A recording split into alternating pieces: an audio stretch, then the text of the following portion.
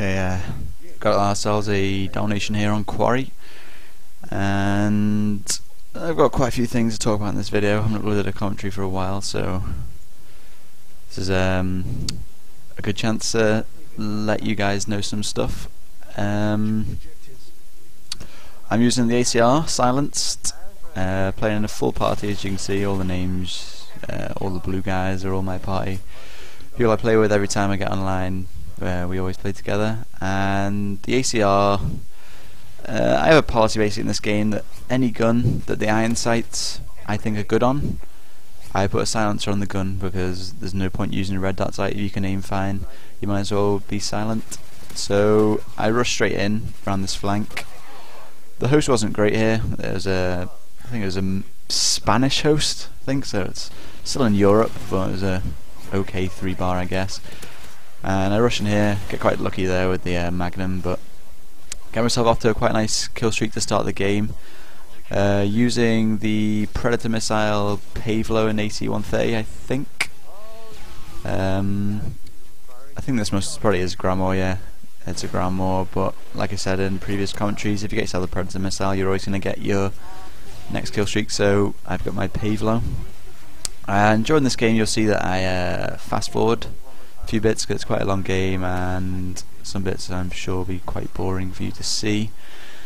I end up getting a 46 kill streak in this game, and I'm going to fast forward the AC-130 part because I'm sure you've seen it before and want to see it. I only get three or four kills in here anyway. The other ones are the Pavlo kills, so I didn't even do that well with the AC-130. I think I was just trying to get the challenge. The chopper gun is obviously better than the AC-130, but I don't know. I've never seemed to be able to do well in the AC-130.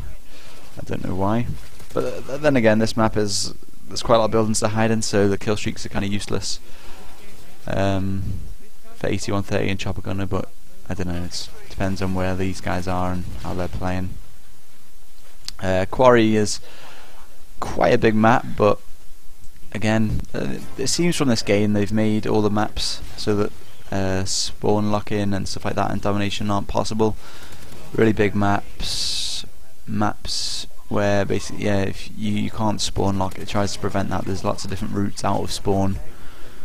Like for example here at their flag C, you can come around this way. There's 3 different routes this way. You can also go into the middle of the quarry towards B, and you can also go down that side route towards A.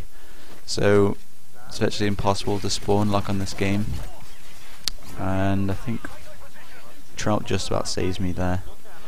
And I've been seeing recently a lot of people complaining, having not arguments, but I don't know, like sharing their points of view on this game. You may have seen Hutch and Blame Truth most recently. Blame Truth isn't a fan of this game, and obviously you got to respect that. It's his opinion. He bought the game. He can play it if he wants. He's got a few issues with the game, and I suppose a lot of people have. I'm about level 70 at the moment, and I'm trying not to, like overplay. I think that if you overplay this game, it'll be dead too soon. So I've racked up about a day of gameplay in the 3 weeks it's been out, a day and a few hours. Should prestige soon. Got a nice little triple spray here, and I'm not. Some games I enjoy it. Some games I end up rage quitting. A lot of people will tell you that. I prefer to rage quit than get too angry, and I have rage quitted a few times, but I'm still enjoying the game. Sometimes I have bad days, and that's when I rage quit. One thing that really does annoy me though is, I can see him playing in a party. When you try and go into a game and you're with a full party of 6 or 7, 9 times out of 10 it'll take you 5 or 6 times before you actually find the game. So hopefully they'll patch that or something. The kill streaks, people are still moaning about them. I played the other day, well yesterday I think it was, or the day before, with Trout's 357, although I used 367. I used the precision airstrike, which I think's worse than the Predator missile, and I wanted to see what I could get with that, and I think the highest I got was 52 for 5, which was quite a good game. So like in this game you can see I got 3 kills with the AC-130, The Pavlo got me about 5 or 6 kills, and the rest I've got by myself. So I don't know. There is always the option to shoot the stuff down. There obviously it is still going to be hard. Like for example, Blame Truth saw that my nuke I got in 1 minute 39 or whatever it was. My chopper gunner got the majority of those kills, and I admit that. And I wasn't trying to show skill. I was just trying to show that you can get a nuke basically that quick. I know nukes aren't hard to get, but then saying that again, people are moaning, but I'm going to be honest with you. I've been nuked once in this game by an enemy. I've been in nukes with people in my team, like Young Pimp Chimp's nuked me a few times there. Josh has nuked me. Steve's nuked me.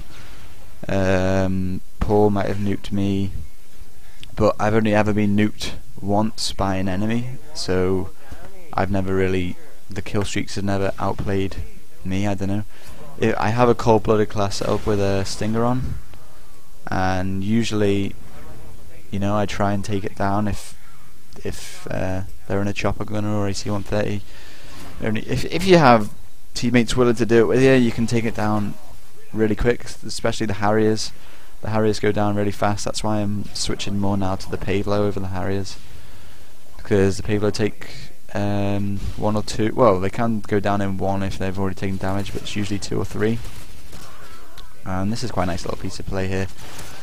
Get lucky that guy in the corner didn't kill me, but I get him with this shotty. And at this point I'm on like a 40 something kill streak, and you'll see in a minute when I die the lag from the Spanish host, or I don't know whether it was a lag or just this shotgun with a silencer. I get quite unlucky with the hit detection or whatever you want to call it. But yeah, so yeah, at the moment I'm not I'm enjoying this game. Like I said, I'm trying not to overplay it, get used to the game, start to enjoy it properly. And yeah, I'm using the ACR. I was going to mention something about that before. I think it's the best assault rifle on the game. I don't know about you, but I think if anything in this game, if I'm going to complain, I think the SMGs are a bit underpowered, or the assault rifles. I don't know whether the assault rifles are overpowered. I just say the submachine guns are underpowered. They seem to be the only guns with a. I think that might be, yeah, that was the hit detection there, but the SMGs seem to be the only guns that have recoil, and unless you're in really close quarters, you've got no chance beating somebody with an assault rifle, which is why I'm using the ACR. Yeah, there was the hit detection fail, or it might just be me missing, I don't know, but that was a 46 kill streak, 46 for 1. But yeah, the ACR, no recoil, pretty much the same as the M4, exactly the same gun pretty much for damage and all that, but it has less recoil, so that's why I use that. But while I'm ranking up, when I prestige, I'll be using the M4 again. I also use the TAR, which is probably the best assault rifle for damage. It seems to kill him easy, that's why I like to use hardline on that. Or the SCAR as well, that's not a bad weapon. Then the M16 FAMAS, obviously. They're your MLG players' guns. They'll be the ones that will be used in GB and stuff, I presume. Yeah. So, and also I'm using my Magnum Akimbos, which are just really fun to use. I recommend getting them. I think I've got the tactical knife for those bad boys now, which I don't use, but the Magnum Akimbos are really fun. And obviously the handguns are the quickest gun to switch to, so it's always best having a handgun, and if you can have 2, then have 2. Using Scavenger Pro, Stun Power Pro and Ninja Pro, which I think is just the basic setup for this game if you want to do well. They're the 3 perks. I think the 3rd perk's kind of stupid. You're going to use steady aim until you get to whatever level you need for Ninja, and then you're just going to use Ninja. There isn't really much variation, or you'd be stupid to use anything else. And then Stop and Power in that slot in the perk 2. I'd only ever use Stop and Power or Cold Blooded. So there's the final score, 53 and 2. Please don't forget to rate the video. Finally got a commentary out, so should have a few more.